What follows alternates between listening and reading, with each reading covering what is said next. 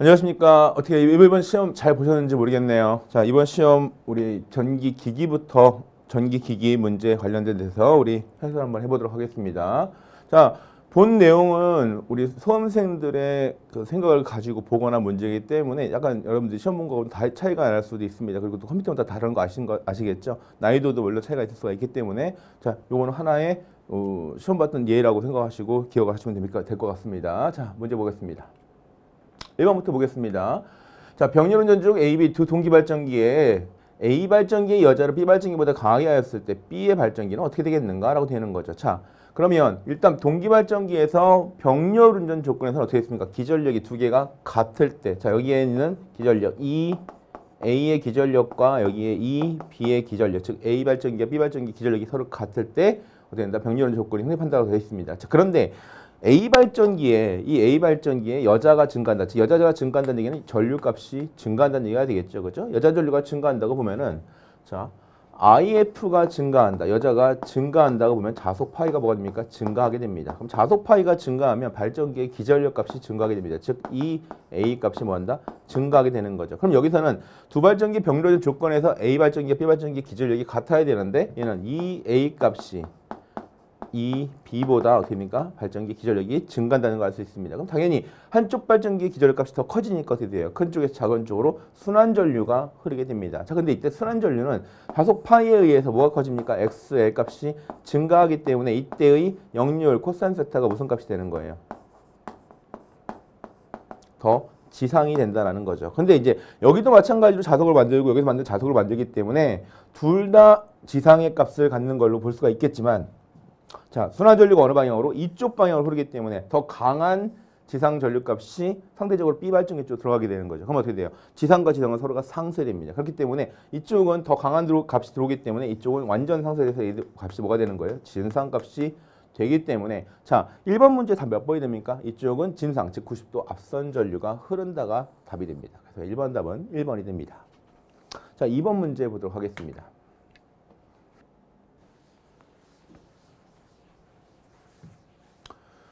삼상 유도전동기로 진주 분권 발전기를 운전하고 있다고 그랬습니다. 운전을 멈추고 유도전동기의 고정자 두 상의 결선을 서로 바꾼다고 했습니다. 자, 그러면 기본적으로 우리가 상에 대한 결선을 바꾸게 되면 유도전동기는 A상, B상, C상, 즉 이쪽 방향으로 상회전 방향이 회전하게 됩니다. 그러면 두 상을 바꿨다는 게 뭐가 됩니까? A상, B상, C상. 그럼 반대 방향으로 회전 방향이 만들 것이고 이 회전자기의 방향에 따라서 유도전동기는 회전 방향을 바꿀 수가 있다는 얘기입니다. 그러면 이 말은 무슨 말이 되는 거예요? 원동기 자체를 갖다가 회전 방향을 바꾼다는 얘기입니다. 그럼 원동기 자체의 회전 방향을 바꾼다는 얘기는 역회전을 한다는 얘기죠. 자, 우리 분권 발전기의 경우는 기본적으로 뭐가 있다? 전압 확립 조건이 있다.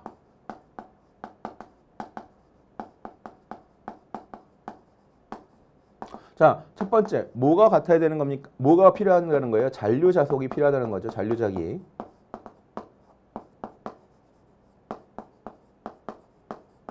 두 번째, 계좌 저항 값은 항상 임계 저항보다 뭐가 된다? 작아야 된다.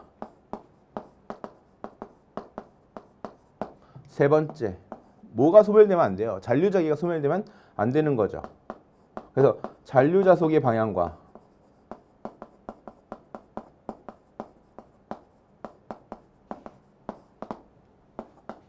계좌 자속의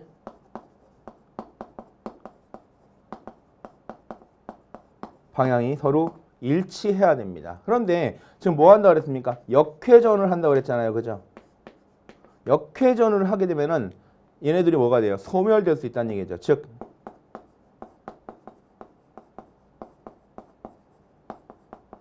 잔류자기가 소멸될 수 있는 것이고 잔류자기가 소멸된다는 얘기는 뭐가 안 되는 겁니까? 전압 확립이 되지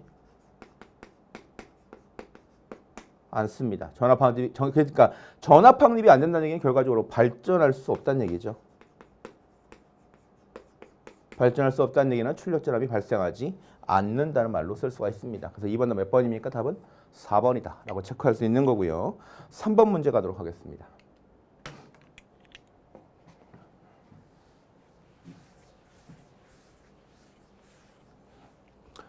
진지 분권 전등기가 있습니다. 그 출력이 9kW일 때 단자 전압은 220V, 입력 전류는 51.5A, 계좌 전류는 1.5A가 된다고 그랬고요. 회전 속도는 1500rpm입니다. 이때 발생 토크와 효율 값을 계산해라 그랬습니다. 자, 발생 토크 단위 주의하셔야겠죠. 단위 뭡니까? 킬로그램, 미터가 됩니다. 그다음에 효율은 입력분의 출력으로 계산됩니다. 자, 우선 전기자 전류부터 계산을 해보겠습니다. 전기자 전류 IA는 전동기이기 때문에 I-I F 값으로 사용할 수 있습니다. 자, 그러면 입력 전류가 얼마가 됩니까? 51.5A라고 그랬고 계좌 전류 값이 얼마입니까? 1.5가 되기 때문에 몇 A가 나오는 거예요? 50A가 나오는 걸 알 수 있습니다. 자, 그럼 이때 전기자의 역기전력, 즉 전동기의 역기전력 E가 계산될 수가 있겠죠. E는 V-IA RA 값으로 계산할 수가 있습니다.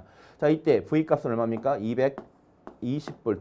IA 값은 계산된 값이 얼마예요? 50이고요. RA 값은 얼마 주어졌습니까? 0.1이 주어졌습니다. 그렇기 때문에 기전력값 얼마 주어질 수가 있습니까? 215V가 만들어진다는 걸 알 수 있겠죠. 그러면 우리 전동기의 출력은 부하와 연결된 것 즉 나오니까 E는 뭐가 됩니까? 2 곱하기 IA 값으로 계산할 수 있습니다. 그럼 E가 얼마예요? 215가 될 거고요. IA 계산된 값 50이 됩니다. 그러면 요거 두 개 곱해주시면 얼마 나와요? 1750W가 나오게 됩니다. 자, 그러면 토크는 기본적으로 우리가 킬로그램 미터가 되면 0.975의 n분의 p 값을 쓸 것이고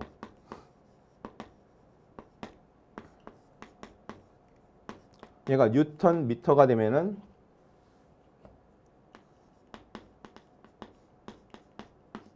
9.5의 n분의 p 값을 사용합니다. 우리 주어진 값은 킬로그램 미터이기 때문에 이 식에 대입을 해보도록 하겠습니다. 그럼 t는 0.975에 속도가 얼마나 나왔다 했습니까? 1500rpm. 그 다음에 얘는 1750. 자, 이거 계산기 눌러주시면 얼마 나옵니까? 6.98. 6.98이 나오게 됩니다. 그러면 답은 일단 1번 아니면 2번으로 나올 수가 있겠죠. 자, 효율은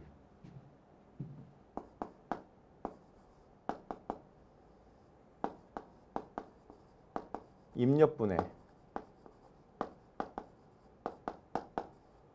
출력 곱하기 100이 됩니다. 그러면 여기서는 지금 문제상에서 입력값이 주어지지 않았잖아요. 왜냐면 출력값만 지금 얼마가 주어진 거예요? 9kW가 주어졌잖아요. 근데 입력값은 어떻게 계산할 수 있습니까? 입력 전압, 즉 단자 전압하고 입력 전류를 곱한 값으로 계산할 수 있습니다. 즉 우리가 VI에다가 출력 P값으로 계산할 수 있다는 얘기죠. 그죠? 그럼 얘는 어떻게 구할 수가 있다는 거예요? 200. 20에다가 입력 전류가 51.5가 되고 얘는 9 곱하기 10의 삼승값이 나올 수가 있다는 얘기 있죠. 그럼 요거 계산하시면 얼마가 나옵니까? 79.43이 나옵니다.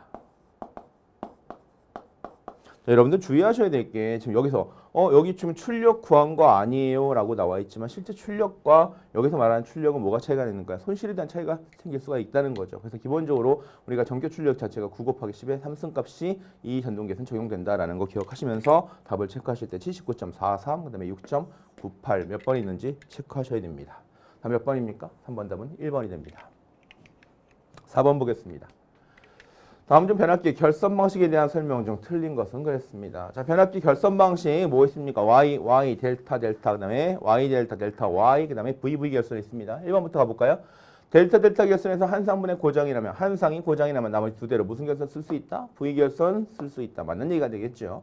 2번, Y 결선에서는 1, 2차 모두 뭘 적재할 수 있다는 거예요? 중성점을 접재할 수 있다. 이거 반드시 기억을 좀 해주셔야겠죠. 중성점을 접재할 수 있기 때문에 뭘로부터 이상전압으로부터 보호할 수 있다. 즉 이상전압을 감소시킨다. 맞는 얘기가 됩니다. 세 번째, YY 결선에서는 중성점을 접지한다. 여기까지 맞는 거죠.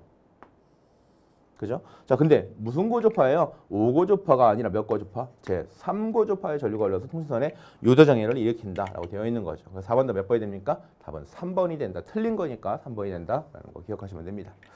자, 다음 문제 보도록 하겠습니다.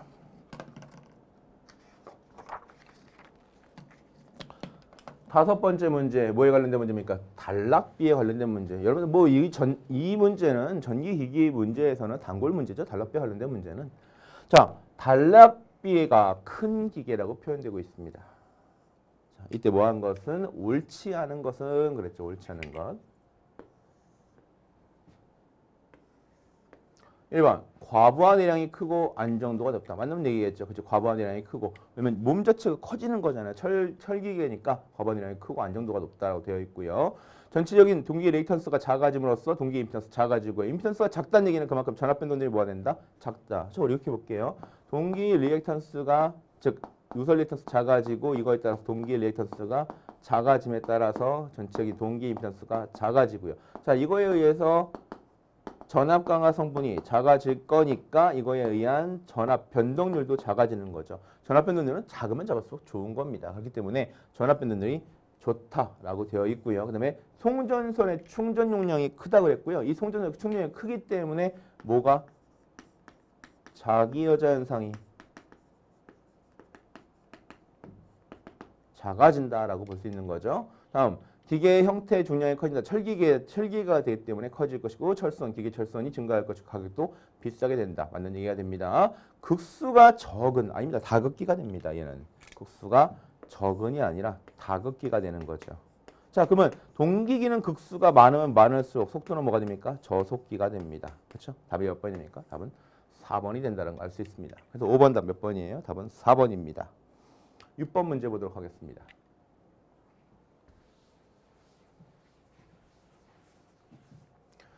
직류기에서 양호한 정류를 얻는데 조건이 아닌 것은 그랬습니다. 1번 정류 주기를 크게 한다 그랬습니다. 자, 우선 일반적으로 정류가 불량해지는 원인은 뭐 때문에? 평균 리액턴스 전압 EL, L은 L 곱하기 TC분의 EIC에 의해서 이 값이 크기 때문에 뭐가 정류가 불량해진다는 겁니다. 그러면 기본적으로 이 값을 뭐 해줘야 되는 거예요? 작게 만들어주면 되는 거죠. 그럼 이 값이 작게 된다는 얘기는 자, EL 값이 작게 된다는 얘기는 L 값을 줄여야 되는 거고 TC 값을 키워야 됩니다. 정류, 전류 값은 즉 IC 값은 건드리지 않는 게 좋은 거죠. 그죠? 자, 그러면 첫 번째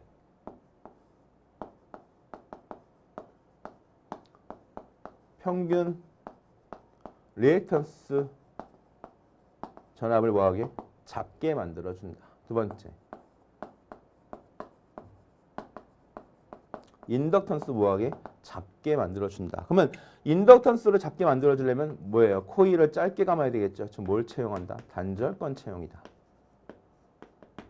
코일을 짧게 감아줄 거니까 단절권을 채용시킨다라고 볼 수 있는 거죠. 세 번째 정류 주기를 크게 한다. 그럼 정류 주기를 크게 한다는 얘기는 결과적으로 뭡니까? 회전 속도를 느리게 만들어주면 됩니다. 자, 근데 이거 생각해 보세요. 코일 짧게 감고 N값 짧게 갈 것이고요. 코일을 짧게 감면 그만큼 자속값이 뭐가 됩니까? 줄어들겠죠. 그럼 이때는 이렇게 되면 전체적으로 기전력 값이 뭐가 되는 거예요? 다운될 수가 있습니다. 그래서 궁극적으로 얘네들을 조정하는 것보다 얘네들은 이론적인 내용들이에요. 그러니까 궁극적으로 얘네들을 조정하는 것보다 네 번째 어떤 방법이 있습니까? 보극을 사용합니다. 자, 일반적으로 보극을 사용하게 되면 평균 리액턴스 전압 EL 값을 작게, 즉 상쇄시킬 수 있는 건선을 감게 됩니다. 우리가 그래서 이때 EL 값을 상쇄시키는 기전력 값을 뭐라고 표현하냐면 이런 말로 쓰기도 합니다. 정류 기전력. 정류 기전력을 만들어서 EL 값을, 즉 평균 리액턴스 전압을 상쇄시킨다. 그래서 우리가 보극을 채용하는 방식을 뭐라 표현해요? 얘를. 전압 정류라고 합니다. 자, 다섯 번째.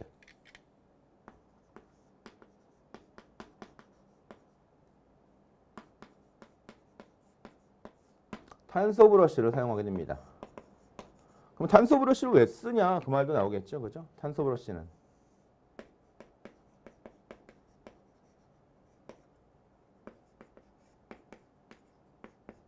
접촉점이 상대적으로 큽니다. 자, 그렇기 때문에 이 탄소 브러쉬를 사용하게 되면 기본적으로 뭐예요? 변압기 정류 저편과 브러쉬가 맞닥뜨릴 때, 맞닥뜨리는 거 우리가 뭐라고 했는데 달라뜨린다고 표현하는 거죠. 이때 달라뜨리를 갖다 정확값이 크니까 줄여줄 수 있는 특성이 될 수가 있고요. 또 마찬가지로 이 L값, 즉 평균 리액턴스 전압과 탄소 브러쉬에서 발생되는 전압 강압값을 갖다가 얘들이 서로 어떻게 연결되어 있습니까? 직렬로 연결되어 있기 때문에 누가 전압 분배를 만들어주면 얘가 훨씬 더 커지게 되면 어떻게 됩니까? 이 값이 상대적으로 작아지게 되는 거죠. 그렇기 때문에 일반적으로 탄소 브러쉬를 사용하는 방법을 우리가 뭐라고 표현합니까? 얘를 저항정리라고 씁니다. 자, 그렇게 되면 요거 뭐가 있습니까? 평균 레이턴스 전압은 누구보다 EB 브러쉬에 대한 접촉면 전압 강화보다 항상 작게 해야 되는 게 맞는 거죠. 그렇기 때문에 6번도 몇 번이 됩니까? 3번이 된다는 걸 알 수 있습니다. 7번 문제 보도록 하겠습니다.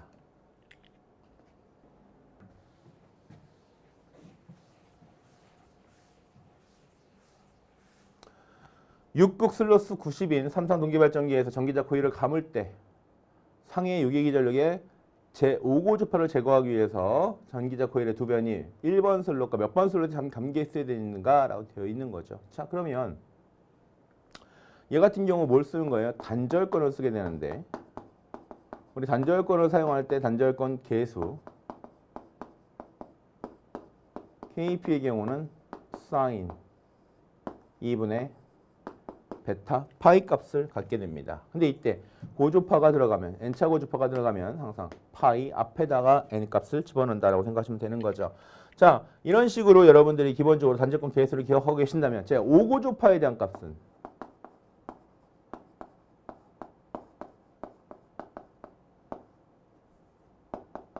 사인 2분의 5 베타 파이 값을 갖습니다. 그러면 이 값을 뭘로 만들어주면 0으로 만들어주면 5고주파가 제거된다는 얘기입니다. 자, 그러면 이때 베타 값을 어떻게 선정해 줘야 될 것인가라는 거죠. 베타 값은 우리가 뭐라 표시합니까? 극피치분의 즉 그 극피치와 코일 피치의 비율을 나타내는 게 베타 값입니다. 근데 이 값은 항상 뭐가 되는 거예요? 코일 피치를 짧게 감는 것이 단절권이기 때문에 항상 값이 1보다 작다라는 겁니다. 그럼 여기다가 대입했을 때 베타 값이 1보다 작게 되게끔 만들어주는 베타 값은 뭐가 있다라는 거예요. 그럼 여기서 베타 값은 뭐가 나오냐면 5분의 2가 하나 나오고요. 그 다음에 5분의 4가 나옵니다. 그런데 이 베타 값이 작으면 작을수록 뭐가 작아지는 겁니까? 전체적인 기전력 값이 줄어들기 때문에 베타는 항상 1보다는 작지만 1과 가깝게 설정을 해줘야 된다는 겁니다. 즉 베타 값이 얼마 나오는 겁니까? 0.8이 나옵니다. 자, 그러면 일단 극비치부터 계산을, 극간격부터 계산을 하셔야 됩니다. 극간격은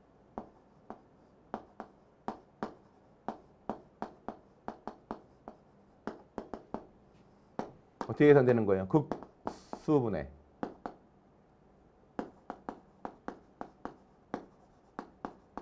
전 슬로스로 계산을 하시면 됩니다. 그러면 얘는 얼마가 나옵니까? 극수 6극 전 슬로스는 90이 되는 거죠. 그럼 얼마 나와요? 15가 됩니다. 15. 그죠? 자, 그러면 요거 이렇게 볼게요. 베타 값이 지금 얼마 나왔습니까? 5분의 4가 되니까 요거 5분의 4분의 얼마 5분의 4 값은 15분의 얼마가 되는 겁니까? x가 되는 겁니다. 근데 우리가 지금 이 값이 5분의 4가 나오면 여기 값이 지금 얼마 나와야 되는 거예요? 12가 나와야지 5분의 4가 되는 거죠. 근데 문제는 볼게요. 얘는 이 10이라는 건 뭐 정확하게 명칭이 뭡니까? 코일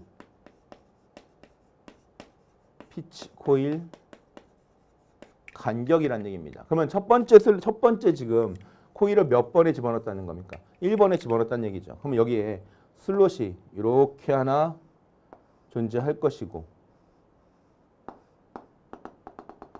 자, 이렇게 만들어질 건데 여기에 처음에 코일이 하나 이렇게 들어갔으면 여기서부터 여기까지 간격이 얼마라는 얘기입니까? 12가 되는 겁니다. 그러면 2, 3, 4, 5, 6, 7, 8, 9, 10, 11, 12 되는 거죠. 그죠? 그러면 얼마가 됩니까? 10이니까 전체가 얼마 되는 거예요? 여기가 13이 돼야 되는 거죠. 2, 3, 4, 5, 6, 7, 8, 9, 10, 11, 12. 그죠? 그러니까 12, 13이 돼야 되니까 전체 12가 되려면 얼마가 돼야 되는 거예요? 여기가 13이 돼야 되는 겁니다. 그렇기 때문에 기본적으로 1번부터 몇 번까지 집어넣어줘야지 12가 되려면 13번째 슬롯에 집어넣어줘야지 12가 됩니다. 그래서 10번에 몇 번이 되는 거예요? 답은 4번이 된다는 거죠. 그 점도 하나 기억을 해주시고 우리가 항상 요거 이렇게 생각하시면 되는 거예요. 여기가 12가 되면 기본적으로 얼마가 되는 거예요? 여기 얘는 x-1에 대한 값으로 여기가 얼마가 되는 거예요? 13이 돼야지 얘가 10이 되는 거잖아요. 그러니까 하나씩 빼준다 생각하시면 됩니다. 그러면 전체 슬로스를 계산하시고 거기서 하나씩 빼주면 그거에 대한 간격이 된다라고 생각하시면 됩니다. 7번은 몇 번이 됩니까? 4번이 나갈 수 있습니다. 8번 보겠습니다.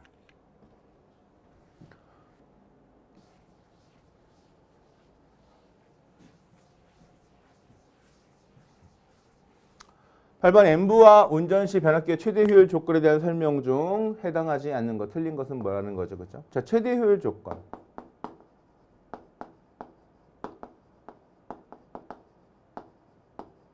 자, 최대 효율 조건은 뭡니까? 일단 기본적으로 철선과 동선이 같을 때, 즉 무부하선과 부하선이 같을 때가 되는 거죠. 이때 철선의 값은 PI, 부하에 대한 변화가 없고요. 얘는 부하에 따라서 m제곱의 pc 값으로 사용하게 됩니다. 그래서 우리가 요걸 가지고 표현하다 보니까 보통 이렇게 생각하시는 분도 있어요. pi 마이너스 m제곱의 pc는 0이다 이렇게 생각할 수도 있는데 이거 아니죠. 전손실 값은 철선과 동선을 더해야 되는 값입니다. 그렇기 때문에 pi 플러스 m제곱의 pc 값은 뭐가 된다? 요 값이 바로 전손실이 된다.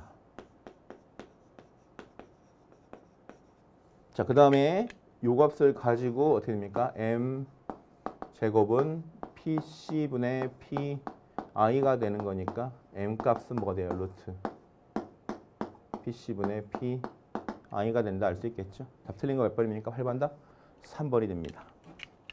자, 9번 문제 보도록 하겠습니다. 네, 9번 문제 뭐 여러분들 다 푸실 수 있는 내용입니다. 그렇죠? 자기 용량이 3kA인 3kV인 자기 용량값 3000의 100V의 단건 변압기를 승합기로 연결에 따랐습니다. 자, 그러면 무슨 말인 거예요? 단건 변압기가 이렇게 있는데 1차 측에 이만큼이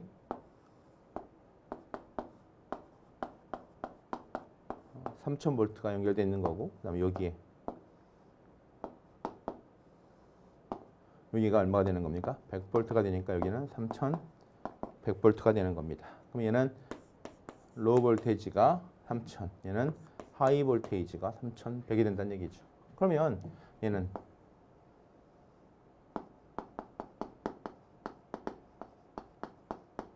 부하 용량분의 자기 용량은 VH분의 VH-VL 값으로 계산할 수 있잖아요. 그렇죠? 자, 그럼 이거 얼마 됩니까? 자기 용량 계산하였으니까 얘는 3100이고요.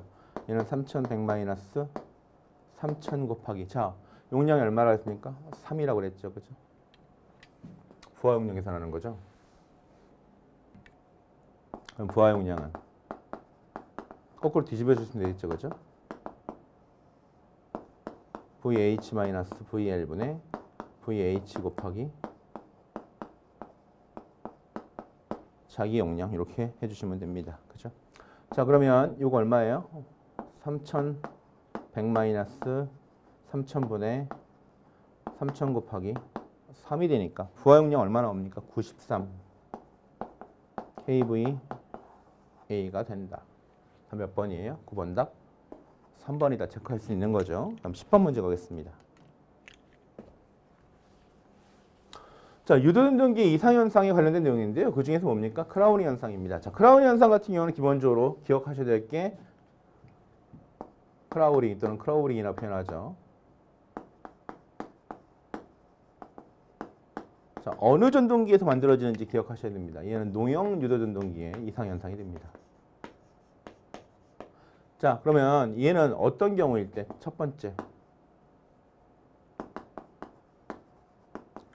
슬로스가 불일치하거나 또는 공극에다가 이렇게 생각할게요. 공극이 이렇게 이제 슬롯이 있겠죠, 그죠? 근데 여기다가 이제 뭘 배치하는 거예요? 농형 같은 경우는 동봉을 배치합니다. 그럼 동봉이 이렇게 안에 꽉 차면 좋은데 얘가 회전을 하다가 잘못 배치하는 경우 회전하다가 어떻게 한쪽으로 쏠릴 수가 있겠죠. 그러면 얘가 실제로 한쪽으로 쏠리게 되면 이런 현상이 만들 수 있습니다. 이렇게 한쪽으로 쏠리게 되는 현상이 만들 수 있는 거죠. 그럼 여기에 뭐가 만들어지는 거예요? 공국이 얘는 균일하게 되는데 얘는 공국이 한쪽 쏠림 현상이 만들어지게 됩니다. 그러면 이때 공국의 쏠림의 현상에 따라서 자속이 불균형이 될 수가 있는 거고 이 자속 불균형에 따라서 토크가 자 우리 일반적으로 유도되는 토크 특성 곡선은 S가 0 여기가 뭐입니까? S가 1이 되는 거죠. 자 이때 최대 토크가 만들어지는데 자 일반적인 토크는 어떻게 만들어져야 되는 거예요? 이런 식의 토크 특성 곡선이 만들어져야 됩니다. 근데 얘는 자석이 불균형했지만 얘가 어떻게 되냐면 이런 식으로 해서 토크가 요동치다가 안정화되는 현상이 만들어지는 거죠. 자 근데 여기서 이제 뭐가 되는 거예요? 부하와 어떤 토크 특성 곡선이 보통 만나는 점에서 뭐가 돼요? 안정운전이 될 것이고 이때 전격 속도가 만들어지는데 이미 이런 식으로 요동이 되면은 이 점에서 뭐가 만들어지는 겁니까? 이 점에서 전격 속도가 만들어져 버리기 때문에 속도가 더 이상 상승하지 않는 현상이 만들어집니다. 그래서 우리가 보통 이 크로우리 현상을 갖다 방지하기 위해서는 뭐가 되는 거예요? 고조파 유입을 방지하거나 공극을 균일하게 만들어주거나 특히 또 어떤 걸 사용한다? 사구, 즉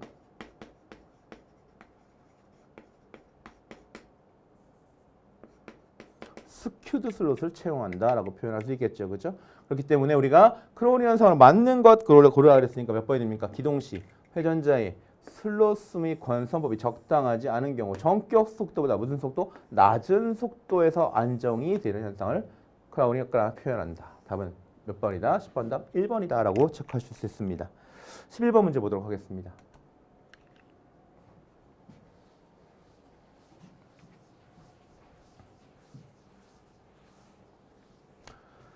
변압기의 전압 변동률에 대한 설명으로 틀린 것은 그랬습니다. 전압 변동률.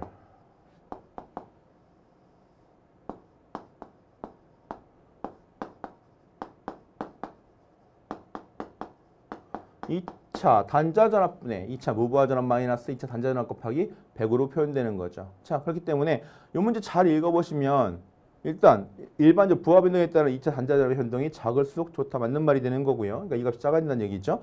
전부하시와 무부하시의 2차 단자 전압이 서로 다른 정도의 표기, 다른 정도의 표기를 나타내는 정도이다 맞는 얘기가 됩니다. 근데 3번에 보니까 뭐라고 되어 있냐면 인가 전압이 일정한 상태에서 무부하 2차 단자 전압 요 값이 뭐가 된다? 요 값이 반비된다는데 얘 무슨 관계예요? 얘가 커면 클수록 전압 변동이 커지겠죠. 그렇죠? 답은 몇 번이 됩니까? 11번 답 3번이 된다는 걸 알 수 있습니다. 그래서 요 문제도 뭐 읽어만 보시면 충분히 푸실 수 있는 문제입니다. 12번 가겠습니다.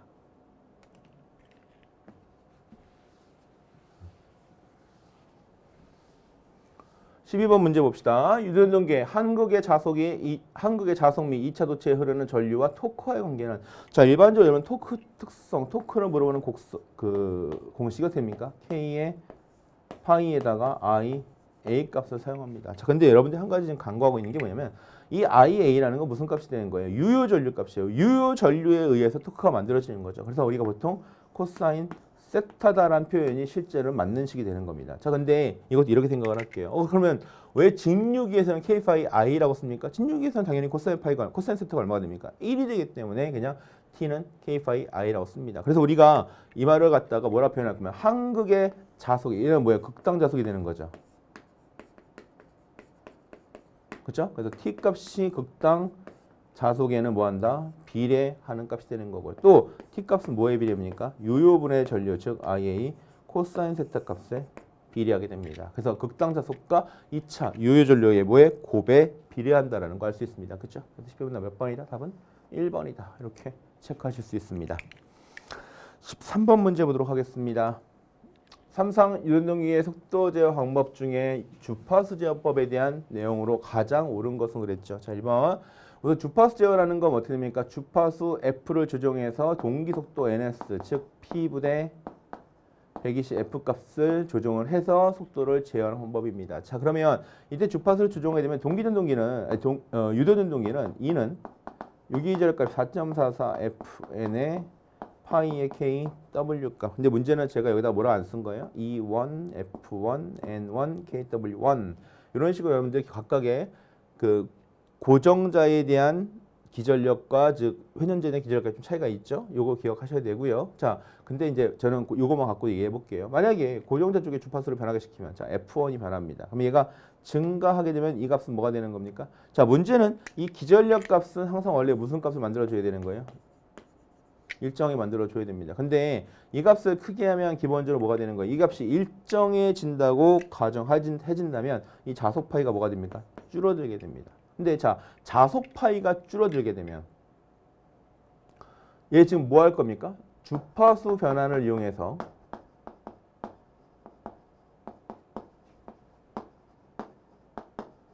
속도 제어를 한다는 얘기예요. 근데 자속 파이가 줄어들면 t는 방금 얘기했던 것처럼 k 파이 ia의 코사인 세타 값에 의해서 자속 파이가 줄어들면 뭐가 줄어들어요? 토크가 줄어듭니다.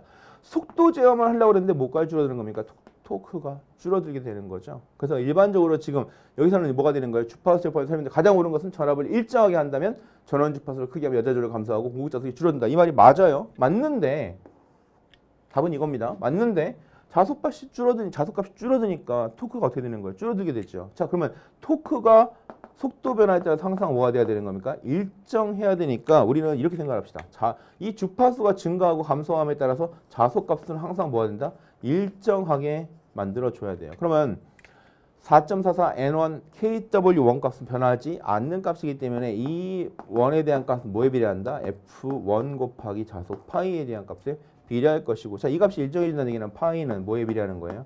F1분의 2의 원에 대한 값이 비례가 되는 거죠. 자, 그러면 얘가 만약에 주파수 속도를 증가시키기 위해서 주파수를 증가시키면 당연히 얘도 같이 뭐가 되는 거예요? 같이 증가시켜줘야 되는 거고, 얘가 증가되니까 전압도 증가, 모두 증가, 주파수 증가. 그래서 얘를 뭐라 표현하는 거예요? 가변 전압, 가변 주파수 방식을 채용해야 될 것이고, 이것을 채용하기 위해서는 어떤 기기를 사용한다? 인버터라는 기기를 사용해야 된다. 그래서 우리가 보통 인버터를 사용하는 속도 제어 기기는 뭐가 있느냐? 뭐 유도 전동기가 있다. 이렇게 표현하는 거죠. 그래서 13번은 몇 번이 됩니까? 답은 1번이 된다라는 거 체크해 주시면 됩니다. 14번 보도록 하겠습니다. 자, 14번 문제는 뭐 간단합니다. 유전전기의 원선도에서 원의 지름을 나타내는 거. 원의 지름. 자, 원선도 이렇게 표현될 수 있을 때 이 원의 지름 값을 나타내는 건 자, 뭐에 비례한데요? 지금 x분의 2에 비례한다고 했는데, 자, 이거 이렇게 생각해 보겠습니다. 자, 원의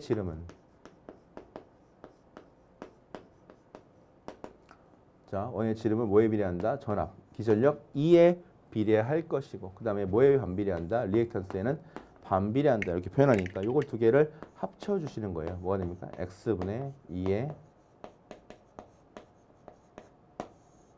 비례한다. 그래서 원선도에서 원의 지름 물어보는 문제도 종종 출제가 되는 문제죠. 그래서 14번은 몇 번이 됩니까? 답은 4번이다. 이렇게 체크해 주시면 됩니다.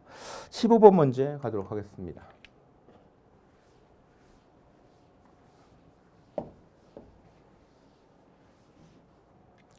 8극의 삼성 유전전기에 220V 60Hz의 삼성 전원을 공급하고 전부하로 운전한다 그랬습니다. 이철의 주파수가 60Hz, 2차 저항선이 600W라고 그랬습니다. 이때 동기전동기의 기계적 출력값 P 제로값 계산해라 라고 표현했습니다. 그렇죠? 자, 그러면 이 문제 생각을 해보겠습니다. 자, 제가 지금 이 문제 P 제로값 계산한다는데 사실 P 제로값하고는 뭐가 같은 거예요? 여기서는 전격 출력값하고 같습니다. 왜? 기계적인 손실이 주어지지가 않았기 때문에. 자, 그 다음에 문제상에 주어진 값 PC2 값이 얼마입니까? 600W가 되고요. 그 다음에 자, 메인 전원 주파수가 얼마 됩니까? 60Hz가 인가되고 있고, 이때 2차 측의 회전자 주파수가 얼마 됩니까? 6Hz가 만들어지고 있다고 알 수 있습니다. 그렇죠? 자, 그러면 우리가 이 관계를 가지고 좀 문제를 풀어야 되는데, 이 관계를 가지고 문제를 하나 풀 수가 있습니다. 뭘 풀 수 있습니까? F2S는 SF1과 SF2, 즉 정지시의 주파수에다 몇 배를 주는 거, 슬립배만큼 곱해주게 됩니다. 그렇기 때문에 이 관계에 따라서 슬립 S는 F1분의 F2S 이렇게 구할 수가 있겠죠. 그렇죠? 그럼 얼마 됩니까? 60분의 6이 되니까 얘는 0.1이 나옵니다. 자, 슬립이 0.1입니다. 자, 그 다음에 우리가 알고 있는 것 중에 하나가 뭐가 있습니까? PC2 값은 SP2가 되고요. P 아웃 값은 1-S의 P2가 됩니다. 그럼 이 값에서 P2라는 거는 PC2가 되기 때문에, 그렇죠? 이 값을 여기다가 넣어 보겠습니다. 그러면은 1-S의 SPC2가 되니까 S분의 1-S의 PC2 값으로 구할 수 있다는 얘기죠. 자, 이 공식 여러분들이 외우셔도 되겠지만 이런 식으로 관계 따져서 기본적으로 기억하셔도 상관이 없습니다. 그러면 이 값에 대입하라는 얘기죠. Pout은 0.1분의 1-0.1에다가 자, 몇 와트라고 그랬습니까? 600와트. 자, 근데 구하고자 하는 값은 킬로와트이기 때문에 곱하기 10의 마이너스 3승. 이렇게 해주시면 답이 나오겠죠. 그렇죠? 답이 얼마 나옵니까? 5.4kW가 나옵니다. 그래서 15번 더 몇 번이에요? 답은 3번이다. 이렇게 체크하실 수가 있겠죠. 다음 16번 갑니다.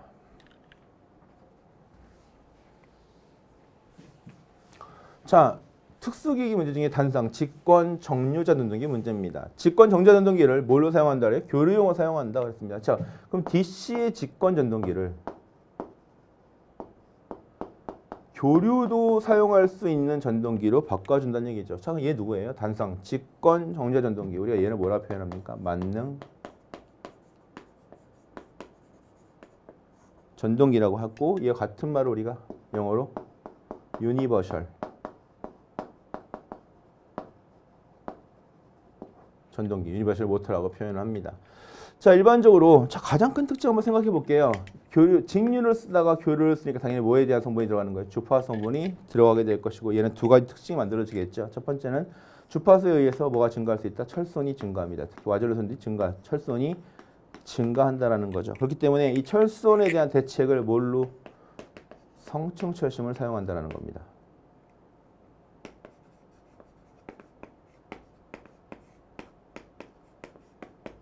그 다음에 이제 주파수가 증가한다는 얘기는 자, 우리 직류회로에서는 R밖에 없었잖아요. 근데 주파수가 쓰게 되면 뭐가 이제 생겨나는 거예요? X 값이 커지게 될 것이고, 즉 리액턴스 값이 커지게 될 것이고, 이 리액턴스가 증가하게 되면 무효 성분이 증가하는 거죠. 즉 역률이 뭐가 되는 거예요? 저하된다는 거죠. 그럼 역률이 저하되니까 당연히 뭐를 시켜줘야 돼요? 역률 개선을 시켜줘야 됩니다. 역률 개선을 시켜주기 위해서 첫 번째 뭐 할 거냐면 약계자를 채용한다. 즉 약계자라는 건 계자 권선을 줄인다는 얘기입니다. 자, 문제는 계자 권선을 줄이게 되면 자속 파이가 줄어들기 때문에 뭐가 줄어들 수 있어요? 토크가 감소할 수 있습니다. 그러면 토크 T는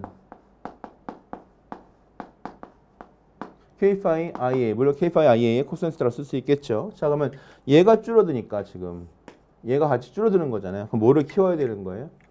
I, A 값을 키워줘야지 얘가 다시 클 수가 있습니다. 그쵸? 그렇기 때문에 계자를 줄여주게 되면 전기자는 뭐 하게 된다? 강하게 만든다. 전기자. 그리고 우리가 뭐라 표현해요? 얘를 약계자, 강전기자라고 표현하는 거죠.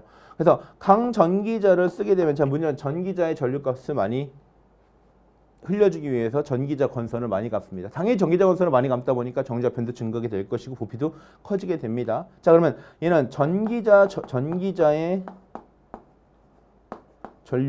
기자력을 크게 합니다. 그럼 당연히 이거에 의해서 뭐가 만들어집니까? 전기자 반작용이 만들어지고 이 전기자 전류가 커지니까 기본적으로 브러쉬를 통해서 들어간 전류값도 커지게 됩니다. 그래서 일반적으로 이 두 개를 보완하기 위해서 첫 번째 전류값을 줄이기 위해서 저항도선, 즉 브러쉬 쪽에 안정되게 전류를 공급하기 위해서 저항도선을 사용할 거고요. 그다음에 전기자 반작용을 갖다 줄이기 위해서 뭘 씁니까? 보상건선을 채용하게 됩니다. 그래서 일반적으로 여러분들 이런 식의 흐름, 플로우를 좀 기억하시면서 기억을 해주시기 좋습니다. 자, 16번 읽어보겠습니다. 대책이 뭐한 것은 아닌 것은 그랬습니다. 자기는 성층철심을 써야 되고 원통형 고정자를 사용한다. 맞는 말이고요. 계자건선수를 줄이고 전기자 건선수를 증대시킨다. 맞는 말입니다. 보상건선 설치하고 브러쉬 접촉점을 증대, 즉 저항도선을 쓴다라고 표현하는 거죠. 맞는 얘기입니다. 정자편이 증가하게 될 것이고 전기자 크기가 증가하게 되는 거죠. 그래서 16번 몇 번이 된다? 답은 4번이 된다라고 체크하실 수 있습니다. 다음 17번 보겠습니다. 17번 뭡니까? 사이리스트에 대한 내용, SCR에 대한 내용입니다. 즉 SCR의 동작 특성을 얘기하고 있습니다.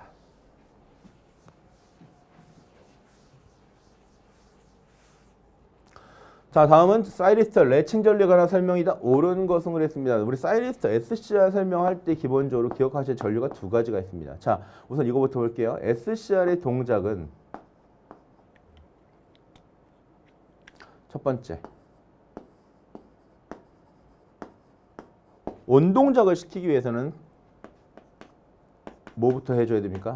순방향 전압을 걸어줘야 됩니다. 이때 순방향 전압은 에노드에서 캐소드 방향으로 걸어주는 거죠. 그러면 에노드에서 캐소드 방향으로 순방향 전압을 걸어주게 되면 이때 흐르는 전류가 있는데 이때 흐르는 전류를 우리가 뭐라 표현하는 거예요? 레칭 전류라고 표현할 것이고 이 레칭 전류는 턴온 시키기 전까지 당연히 턴온을 위해서 계속적으로 에너지에서 캐소드 방향을 흘려줘야 되는 전류가 됩니다. 그러면 당연히 문제 읽어보시면 쭉 몇 번이 답인 거예요. 사이리스터가 턴온 하기 위해서 필요한 전류값이 뭐가 된다? 레칭 전류가 된다라는 걸 알 수가 있습니다. 자, 이 레칭 전류가 흐른 상태에서 기본적으로 뭐 해줘야 됩니까? 이제 게이트에다가 게이트 전류를 흘려줍니다. 그래서 우리가 보통 얘를 갖다가 전류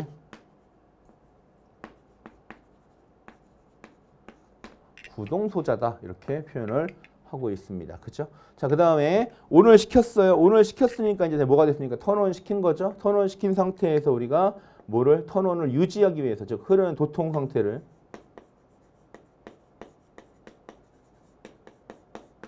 유지하기 위해서 흘려주는 전류를 뭐라 표현합니까? 유지 전류라고 표현합니다. 그렇죠? 그래서 SCR 도통을 이렇게 시키는 겁니다. 자, 그러면 SCR을 오프 시키려면 얘는 순방향일 때만 동작을 하는 거죠. 그럼 당연히 첫 번째 뭐 해줘라? 역방향 전압을 인가한다.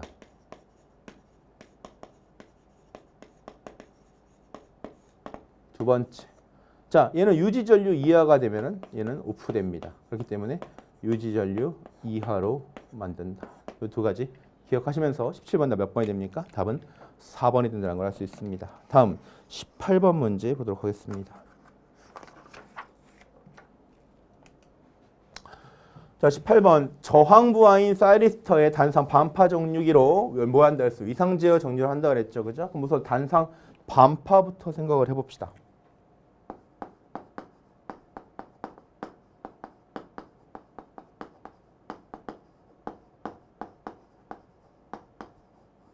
단상 반파 위상 제어 정류 회로에 대해서 얘기를 해볼게요. 이때 ED가 얼마나 나옵니까?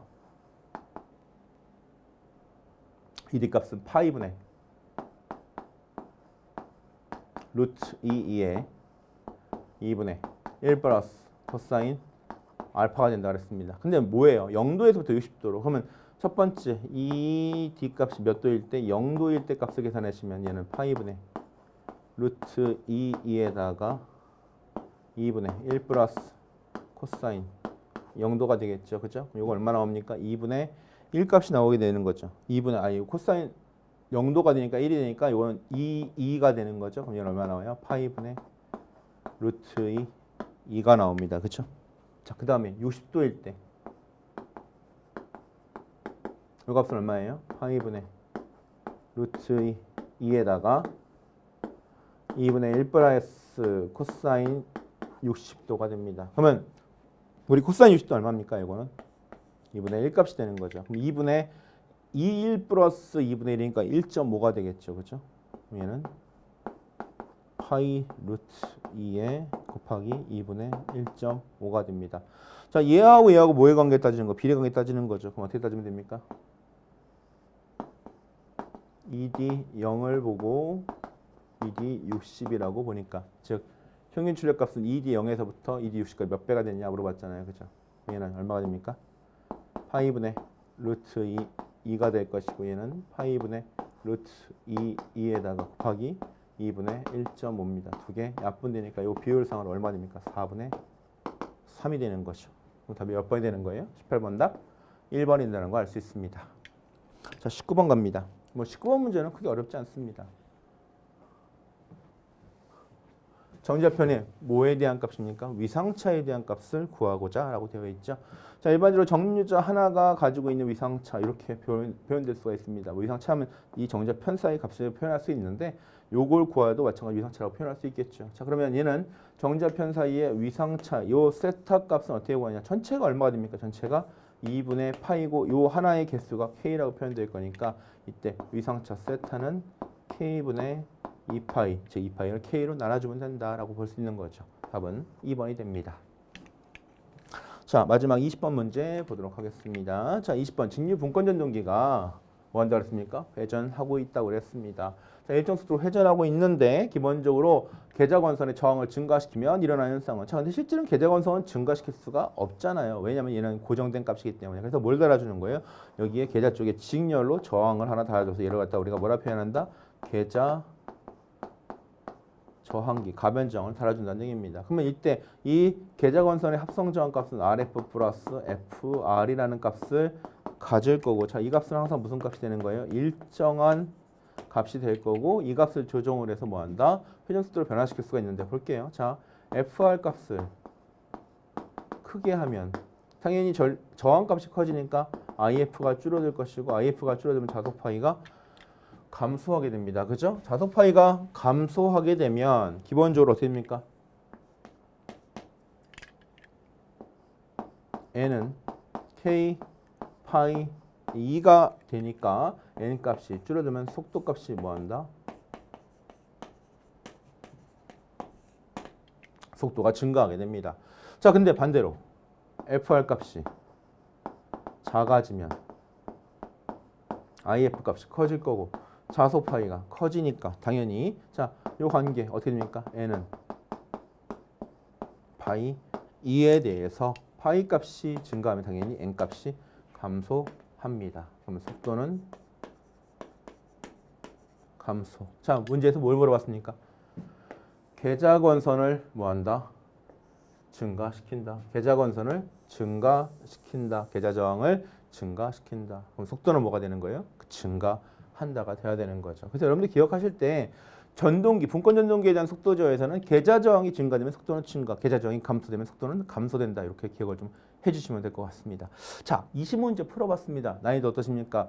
어떤 문제는 조금 어려운 문제도 있었고 어떤 문제는 굉장히 쉬운 문제도 있는 거죠. 그러니까 실제로 여러분들 CBT 문제가 이제는 어렵다 쉽다란 판단을 쉽게 할 수가 없고요. 내가 어떤 문제가 나온다라고 생각할 수도 있는 문제가, 뭐 내가 이런 문제가 나왔으면 좋겠다, 이런 문제가 나왔으면 좋겠다 생각할 수 없는 거가 되는 거고, 예전처럼 우리 PCT 봤을 때처럼, 기본적으로 PBT 봤을 때처럼 우리가 어떤 문제를 나오겠다 안 나오겠다 통계상으로 찍을 수도 없는 문제가 됩니다. 그렇기 때문에 여러분들이 좀 보편적으로 포괄적으로 좀 공부를 하셔야 되는 거고, 이제는 문제만 암기하는 시대는 좀 지났다라고 생각하시면서 공부를 좀 하셔야 될 것 같습니다. 자, 이상 전기기기 해설 강의 마치도록 하겠습니다. 수고하셨습니다. 에듀윌 합격